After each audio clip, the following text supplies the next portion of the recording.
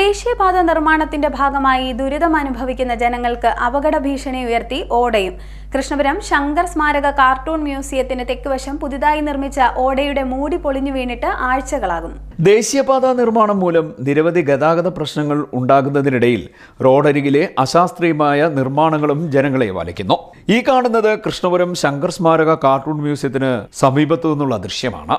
ഇവിടെ പുതിയതായി നിർമ്മിച്ച ഓടയുടെ മൂടി പൊളിഞ്ഞു വീണിട്ട് ആഴ്ചകളായി.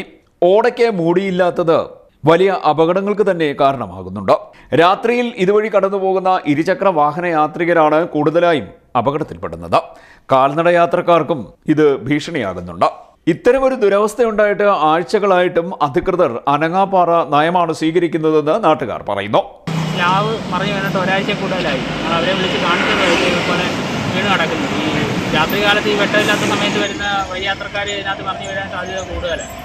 അതിന് വേണ്ട നടപടികൾ എത്രയും പെട്ടെന്ന് സ്വീകരിക്കണം. അടിയന്തരമായി ഓടയുടെ മൂടി പുനഃസ്ഥാപിച്ച് പ്രദേശത്തെ അപകട സാധ്യത ഒഴിവാക്കണമെന്നാണ് നാട്ടുകാരുടെ ആവശ്യം.